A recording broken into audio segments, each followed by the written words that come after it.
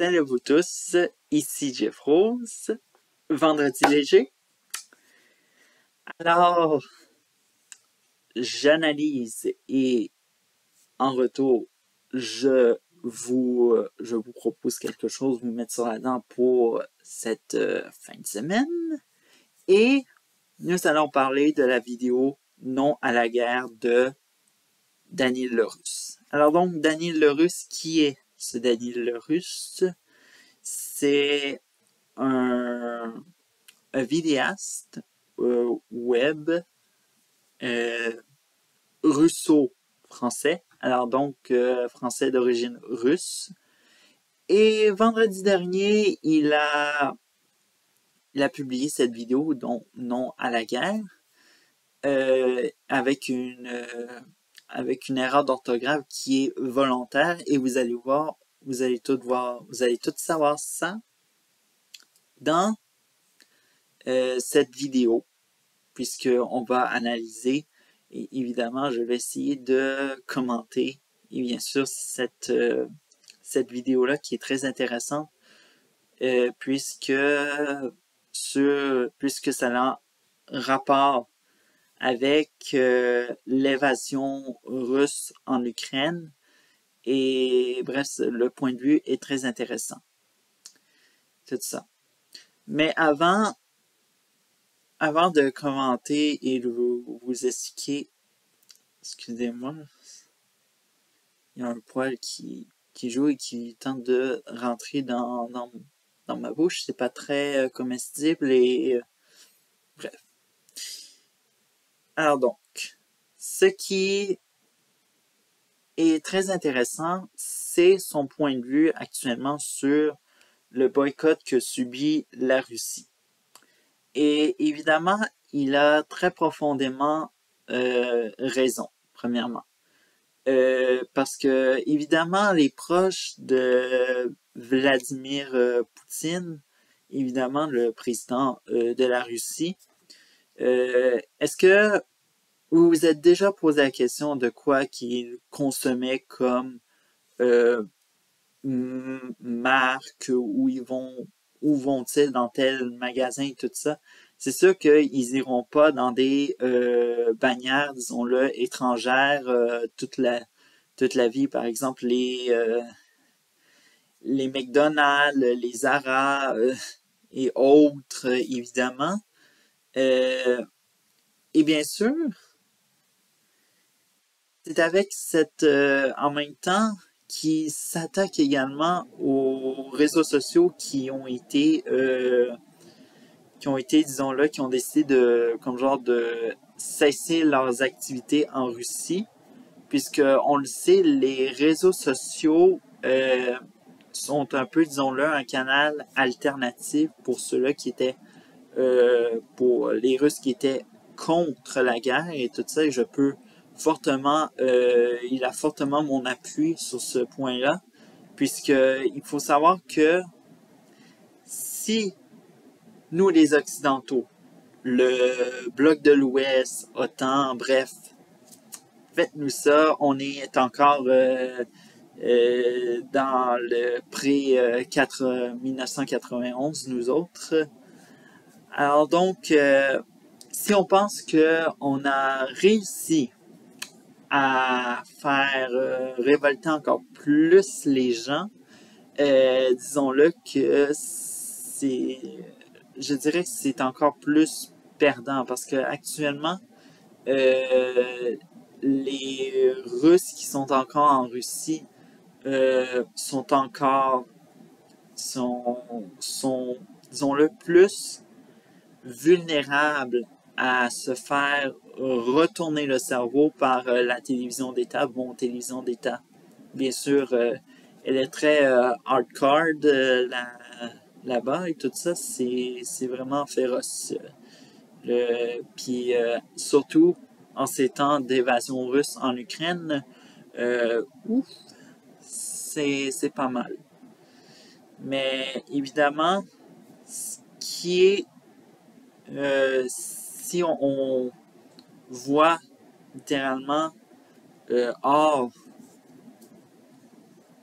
de ce point-là, c'est que Daniel le Russe reflète littéralement aussi également ce qui est subi comme intimidation et discrimination, ou peut-être des cas similaires qui ont été revus, qui ont été vus dans la plupart de ceux-là qui font partie de la diaspora russe ou même ukrainien, parce que, comme vous le savez, et je l'ai dit, il y a un sentiment woke, anti-russe actuellement, et vraiment, il a mentionné, c'est comme être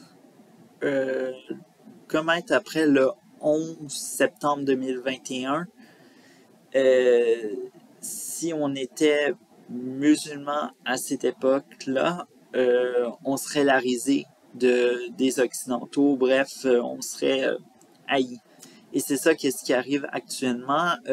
Il y a des méfiances. Il nous a dit, après qu'il aille trouver les moyens pour s'enfuir du pays, il avait, à un moment donné, parlé en Russie au téléphone et les gens le regardaient bizarrement, comme si le russe était un nouveau langage, nouvelle langue inventée. Euh, bref, littéralement, il y a de quoi à s'inquiéter un peu pour notre mental, nous les Occidentaux, de ça. Aussi au niveau de cas d'intimidation, il y a bien sûr, il faut savoir que dans les diasporas russes à travers le monde, il y a des gens qui sont avec Vladimir Poutine dans son évasion, d'autres sont contre, évidemment. Ça l'en, ça l'en, ça, donc, ça l'amène, disons-le, des personnes à s'envoyer disons-le, des mots, disons-le, d'intimidation. Euh, bref, même parfois des inconnus, littéralement, genre, vous êtes qui, vous autres, pour juger?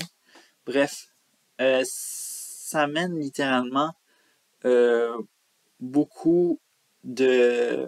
Ça mène littéralement beaucoup de questions sur notre fait et de crainte peut-être que on espère que ça n'en viendra pas ça n'en viendra pas jusqu'à des violences physiques comme on a vu avec les Arméniens et les Azeris. C'est comme ça qu'on les appelle, les Azeris, ceux-là qui viennent d'Azerbaïdjan. Bref. Alors donc, ce monde-là, quand c'était la guerre du Haut-Karabakh, je me souviens, euh, on voyait des vidéos et il y a des gens qui ont, je sais pas si ça a été pris où, mais littéralement, c'était des affrontements physiques ultra violents et tout ça, littéralement, c'était...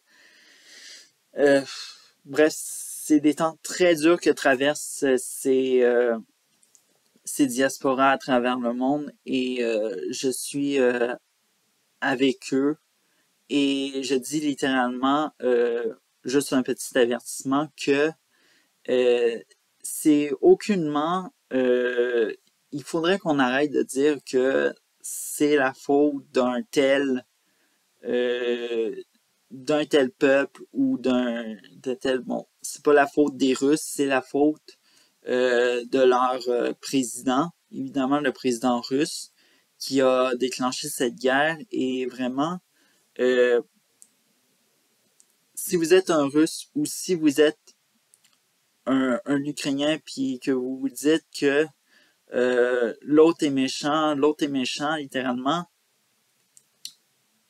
rappelons-le que vous êtes un peuple cousin.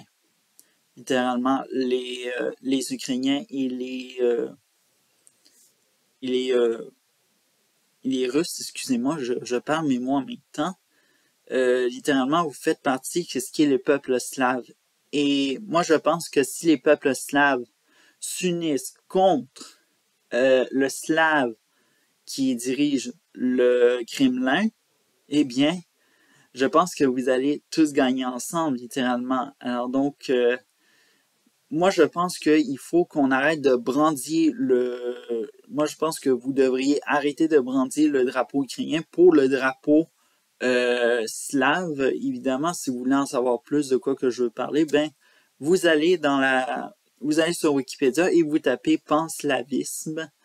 Évidemment, alors donc, vous allez tout avoir les détails de ce drapeau-là, littéralement. C'est... je pense que les Slaves sont vraiment des peuples qui s'aiment et tout ce qu'on voit comme élément d'élan de solidarité entre le peuple slave, c'est magnifique à voir. Alors donc, on pourrait dire le panslavisme, love est là et est avec le peuple ukrainien. C'est magnifique à voir. Mais en tout cas, je vais mettre tout ça en lien. Vous le savez tous, c'est dans le coin de la vidéo en haut. Alors donc, moi je vous dis à la prochaine. Bye.